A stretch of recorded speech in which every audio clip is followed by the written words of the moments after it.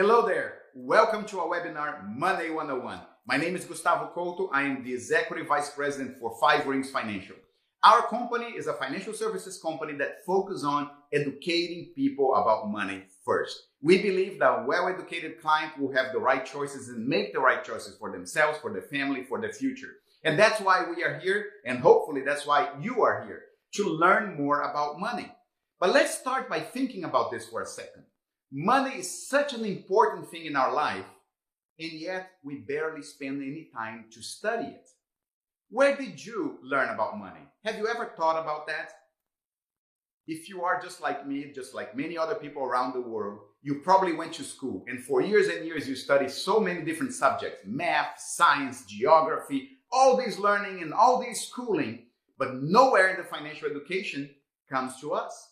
Nowhere in that educational system they teach us about what to do with our money. So if we don't learn in school, where are we going to learn about money? Just go ahead and make your comments here and actually take this time to let me know if you can hear me. And if you can hear me okay, we're going to move it forward. I have Marina here, my wife, helping us organize this event. And I want to once again ask you this question. Where do we learn about money? You see, if you don't learn about money in school, it's most likely you're going to learn about money in our life on a day-to-day basis by trial and error, and also by observing those people around us. So which means you learn about money by watching your parents. That also means you're probably repeating your parents' behaviors when it comes to money on and on and on. Most likely, you are doing with your money exactly what your parents did with their money. And I'll go even further. Your parents are doing with their money exactly what your grandparents were doing with their money. This goes from generation to generation. And that's a great plan as long as we come from wealthy families, right? But even if we come from a wealthy family and we want to grow even bigger, or even if we're starting to become wealthy, we need to learn more about money. So I want to begin by congratulating you for spending this time when everybody around the world is worrying about all the other things and trying to figure out about what to do with their lives and spend their time with their families. I want you to congratulate you for spending this time learning a little bit more about money. In the next 30 minutes of this webinar, I will help you understand, first and foremost, the major habit that we need to change with our finances. Then we're going to organize our expenses and our finances and protect those who create the income for our families. Learning also how to grow and protect our money for the future so that we can actually have a big pile of money waiting for us when we get to our golden years. That's the whole purpose for the webinar. Let's just get started. Is it even possible to create this big pile of money for the future? Do you think it's possible nowadays? Yes, we all know it's possible, but we do have some challenges to overcome. And the first few challenges are nothing to do with financial products or financial spreadsheets. None of that. It has to do with how we think about money. Our habits and behavior when it comes to money is the first thing we need to fix, observe, fix, and improve. The first concept I learned about money is this, and I learned this from a book called The Automatic Millionaire, which was also published in an older book called The Richest Man in Babylon. This concept, if you apply it from now on, can change your financial future. What concept is that? Very simple. Pay yourself first. Let's think about that for a second. From every day in our lives, we learn how to make money, and hopefully we are out there making money. Now, when you make money, you have all these expenses all these bills that you have to use, and you are pretty much required in our life to be paying all these other bills. But nobody is forcing us to pay the most important bill, the bill with ourselves, for our families and for our futures. And if we do that, if we pay ourselves first from a little bit of the money that we get, we take a little chunk of that, and that's the first thing we do, is separating that for our future, we can completely change our reality. So that's the first advice for us. Pay ourselves first. But when we hear that, we also struggle thinking about how much. I mean, I don't make enough money. I can barely scrape by these days. How can I pay myself first? Well, let's just ask you this. Do you think you can start by saving just something as simple as $5 a day? Is that even possible nowadays, to put aside $5 every day? What do you think? Thinking about this question, the same question was asked our CEO. His name is Mike Wilk. About 30 or 35 years ago, he was 26 years old and he came to this workshop and he was pretty much in a bad financial shape. He was broke. He came to the workshop trying to figure out what to do with his finances, and the consultant at that time asked him, Mike, do you think you can save $5 a day? Well, he thought he could do it. He finally had a glimpse of hope, and the consultant showed him the math. Look at this concept. If you save $5 a day consistently for the next 40 years of your life, earning an average of 10.5% of interest, compound interest, over time, you will become a millionaire at age 66. Mike looked at this formula just like you're probably looking on the screen right now, and he wondered, and he said, there might be a catch. I can't find a catch in there, but there might be a catch. It's amazing. How can I get wealthy with just a little bit of money over such a long amount of time? I'll be wealthy. And then he clicked. Oh, I know what's the catch. $5 a day, that's not really just $5, right? He multiplied 5 times 30. That's $150 a month. There's no way I can do that. Stop everything. I'm done. Isn't that amazing how $5 a day is doable, but $150 a month becomes quite a challenge? It's just an emotional reaction about money. And we're all emotional people. We all react about money emotionally first, and then we back it up with logic or math and science.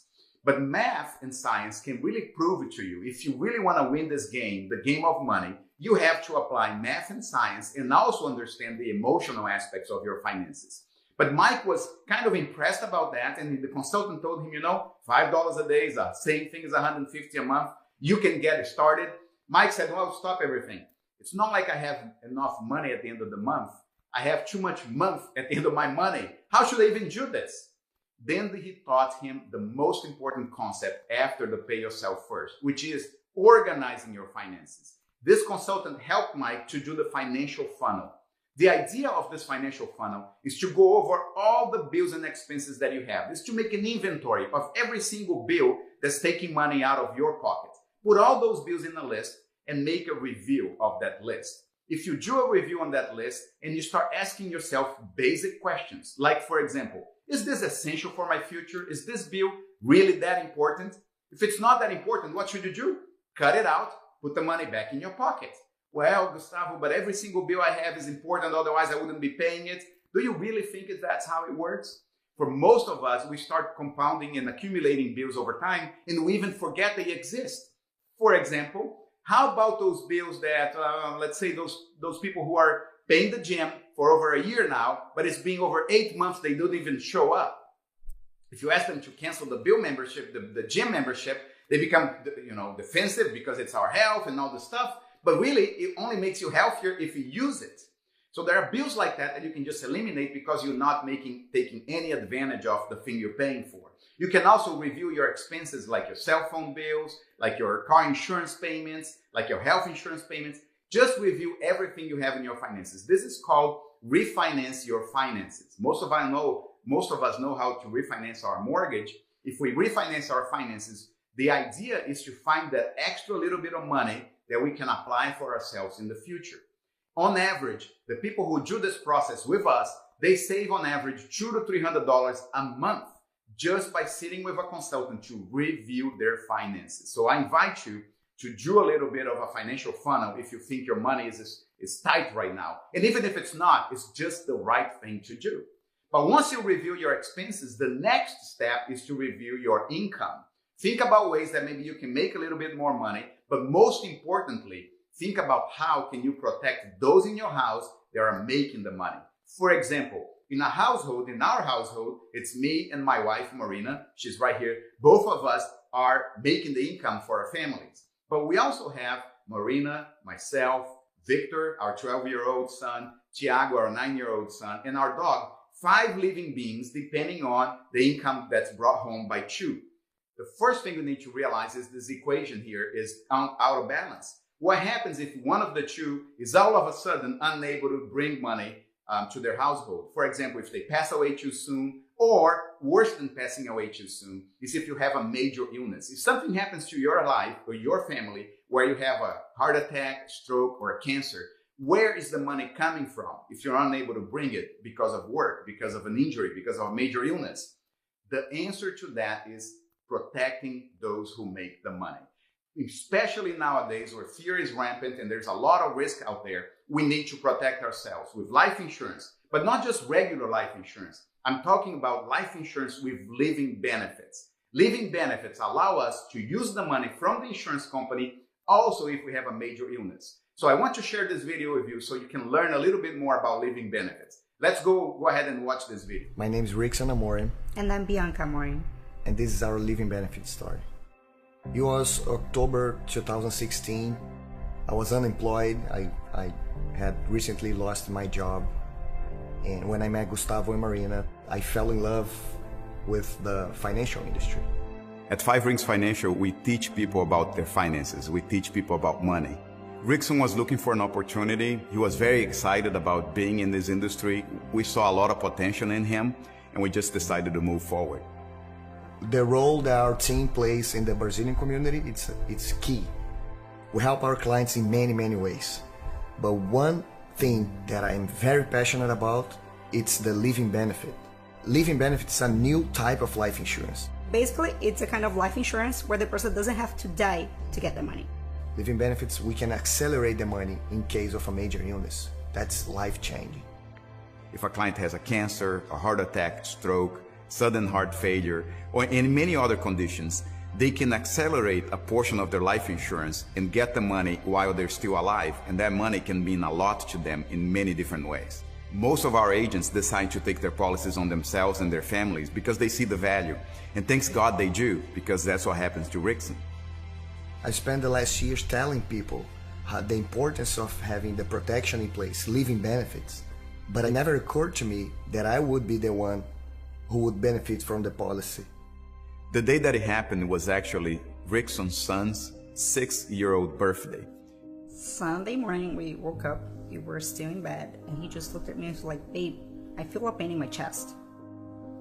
And I just heard that noise. I knew it was him, and I ran to his side of the bed to see what was going on. He was already on the floor, face down, and then when I turned him, he was just not breathing anymore. We called 911, and I was trying to do CPR, but again, I got emotional. I was doing it all wrong, and our friend, he's a diver, so he just jumped in and he started doing CPR. Thank God, because the doctor said that that's the reason. Saved my life. Saved his life. And then the paramedics got there, I think 4 minutes after, and they just did the defibrillator, and they told us that he was having a cardiac arrest. So they took him straight to the emergency room. The doctors wouldn't talk to us for a while. I was calling everybody, letting Marina, Gustavo, everybody know. When I heard the news, we were like, must be a mistake. Especially because he's very young. He's only 32. On the way in, we got a phone call saying, "Don't come to the party, come to the hospital instead." When they said they were going to induce him in a coma, then we thought like it must be something really serious. Yes, scared. Yeah. And that moment it hit me like, is he gonna come back? How is he gonna come back? Like, how are we gonna do it? Is he gonna be the same Rickson? I knew he was protected financially, and at the same time we were all praying that he would be okay physically. And that's when the team got together as more than a team and more of a family of people. But it's almost like somebody from our family needs us, and we all just got together to do it.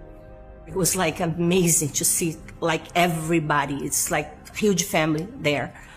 The hospital had to get a special room to accommodate all of us there.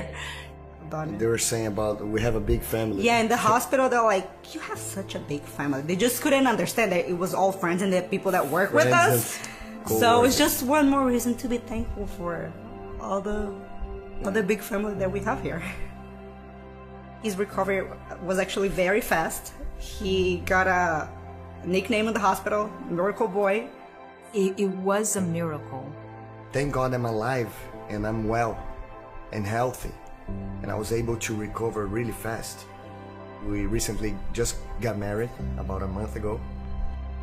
But the money from the living benefit policy helped us to cover a few living expenses. I was at home for what, 50 days, 45, 50 days. We've got over $250,000 in living benefits. So it was a good money. We always recommend everyone to be covered and have this living benefit policy in place. But when you go through this, it's a different story. To see that so close, to see this with somebody that is so young, he's super fit, he's the life of the party. Nothing could happen for somebody like that, right? Wrong. It could happen to anybody. So I always joke with my clients. I say, hey, do you breathe? And I'm like, yeah, Claudia, of course I breathe. Then you need living benefits. Every single person on earth needs to have living benefits. We are so grateful for everything. Meeting Gustavo and being in the industry, working with these products. The couple that were sleeping in our house that day specifically, the paramedics arrived in like 4 minutes. They were like passing by our condo. The result of all those little things, it's me being alive today. And for that, we're very grateful. I think God looked and said, I'm gonna save that guy's life today. He's not gonna die. So we're beyond grateful. Beyond grateful, really. I'm very grateful this was a bump in the road after all. It was a big bump, but a bump in the road nevertheless. Now Rickson and Bianca are fully recovered. They have seen this from the past. They're moving forward. They are even more motivated to keep expanding their agencies and are super committed to the financial industry. It changed your life. Out of nowhere. Out of nowhere. It just happened. So if we're passionate about it before, now we're way more passionate. So do your due diligence, you know, be covered, get your family protected. You're not gonna regret, not at all.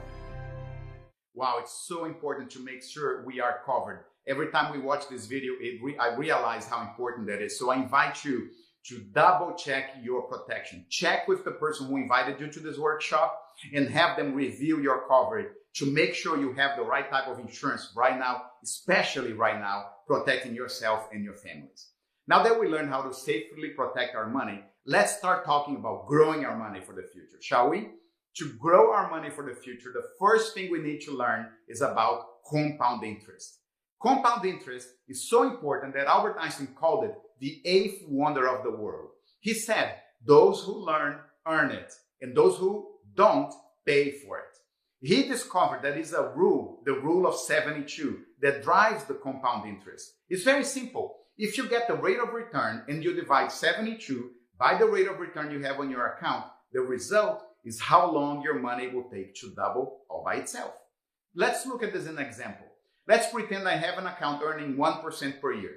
If I divide 72 by 1% per year, the result is 72 divided by 1 is 72, which means, according to the rule of 72, that we will take 72 years for the money to double by itself. My free advice for you, stay away from 1% a year, right? Because let's think about this. How many cycles of 72 years do we have? I, for one, am hoping for one. So we need to get better rate of returns on our money. Let's look about how important that is for ourselves by just looking at another example. Pretend for a minute that I have 3 twin sisters, and they're all at the age of 29, they receive $5,000. And they are required to put the money away for the future, and they can only touch it at age 65. The first sister goes into an account that has a 4% rate of return over that time. So her money will double every 18 years. She starts with $5,000, 18 years later she has $10,000, and 18 years later she has $20,000. She was very, very happy. She started with $5,000, she's now $20,000 into that account.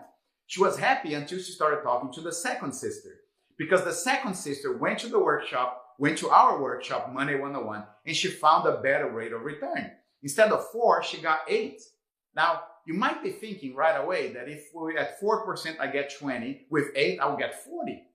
It's not quite like that. When you double the rate of return, you actually double how fast your money grows over time. So the second sister is growing her money every 9 years, which means she gets to double her money twice more than the first one, and that at the end, she gets $80,000 instead of 20. Now, is $80,000 better than 20? What do you think? Probably thinking yes. So my second question to you now is, which sister would you rather be? And I want you to type in here which sister you'd rather be. I want to see if you're still participating with us and also paying attention and thinking about this for a minute. Let's see everybody put them on. Okay, everybody's making their comments. Well, if you're watching us and you're paying attention and seeing the direction I'm going, you want to be the third sister. The third sister gets 12% per year, which means she doubles her money twice more than the second sister. And she ends the math with $320,000. Now, 320 is way more than 20. So we really need to get our money to grow as best as we can. And look and observe here in this example that I'm not talking about massive increases in our rate of return. I'm talking about moving it from 4 to perhaps 8 and to perhaps 12. The point I'm trying to make is you want to get your money in the position to get a better rate of return. But how we do that nowadays, that we have all this risk and uncertainty in the markets, because people really want to get a better rate of return, but they don't want to lose their money. And they've been watching what's going on, such a madness in the stock market right now, people losing money, and they are afraid. They are afraid because they only think there are only two extremes to the seesaw on the financial services. One side of the seesaw is the risk side. People don't want to put their money in risk like stock market, mutual funds, or even real estate, because they know the money can go up if the market is positive, but they don't want to lose anything if the market goes down. On the flip side, if they put their money on a safe place for the money could even be bank accounts, but most people nowadays don't even trust the banks. They put inside the mattress or in a tin can, hide in the backyard. Well, they want a safety because they don't want to lose any more money. But by putting all your money in the safe place, you are also losing the rate of return and you're not letting your money grow over time. So I have to think about this. If I had a perfect place in the seesaw, where would that be?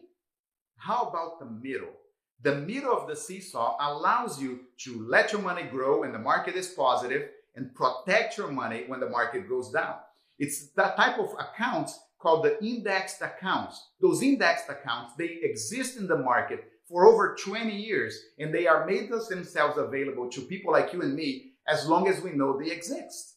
And how do they work? It's very simple. When the market goes up, the index account goes up with it until a certain maximum ceiling. But when the market goes down, you don't lose anything because the money is always protected by a floor that keeps your money safe.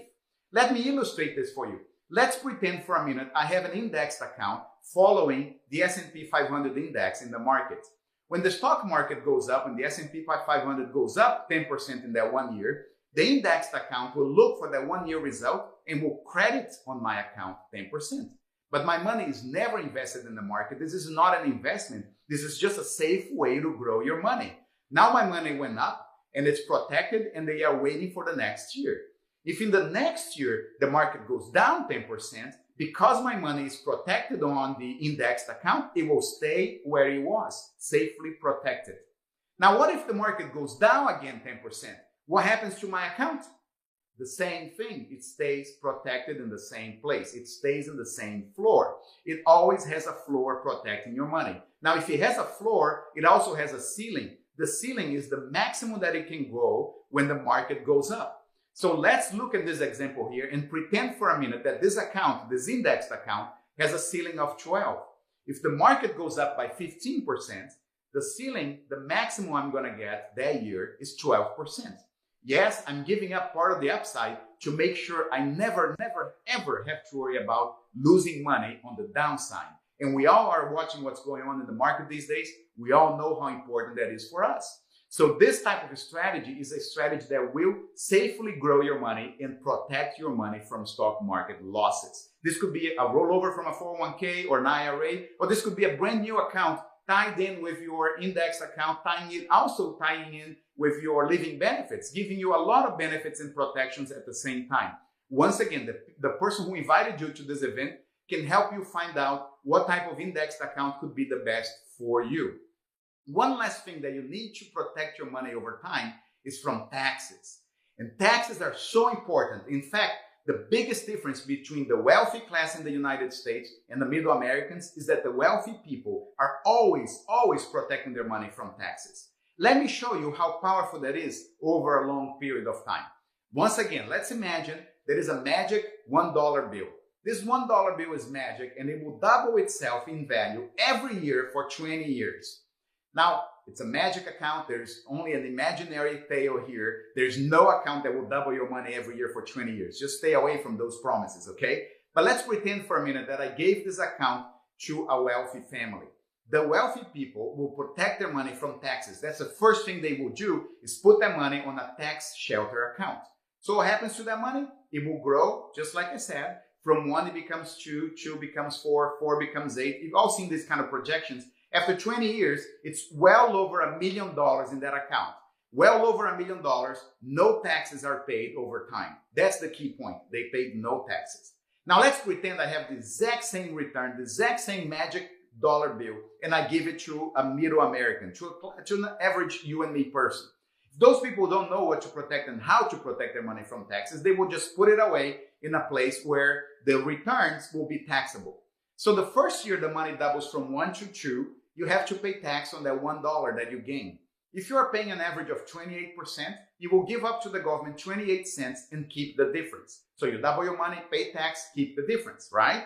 Let's pretend you do that over and over and over again for 20 years. Grow your money, double the money, pay tax, keep the difference. Once again, double the money, pay tax, keep the difference.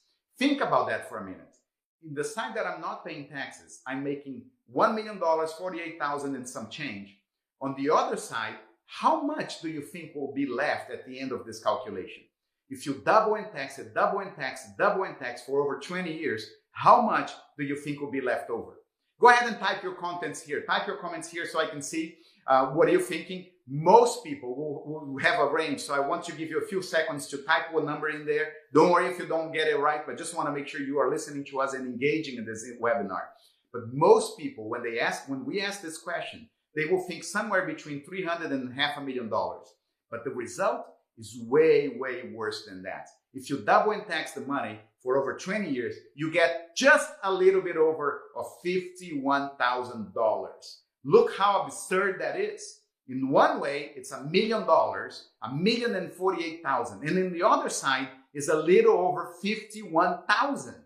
The bottom line here is, it's not only about growing and protecting your money from market losses, it's also about growing and protecting your money from taxes. And you can do that with the same indexed account strategies. The bottom line is, check with your consultant, check with the person who invited you to this webinar to make sure that you're growing your money and also protecting your money from taxes. Not only as you grow the money, but also as you pass the money to the next generation, to your kids or your grandkids.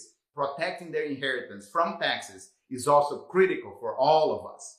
Now, folks, I hope you enjoyed this webinar. I hope you could learn a little bit more about money. And once again, I congratulate you for being here with me all this time for this last 30 minutes.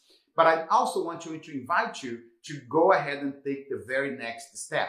The next step, if anything here made sense for you, is to get in touch with the person who invited you to this webinar. Most likely, they'll get in touch with you to find out if you liked it, if you have feedback or not. But I want you, if this is anything here is important for you, I want to invite you to get in touch with them and set up a one-on-one appointment, an individual appointment where they will help you review your finances, make sure you're organizing your expenses, protecting yourself, and also growing your money. We're safely growing your money for the future and protecting it from market losses as well as taxes. How you do this? Just get in touch with those people who invited you here, and they will set you to the next meeting, and that meeting is also free of charge. The bottom line here, we want to help you to protect your money and improve yourself financially. Thank you very much for being here with us. It was a pleasure. I hope you enjoyed this webinar. Please feel free to make your comments or leave your comments as you're leaving and exiting this video session. Thank you very much.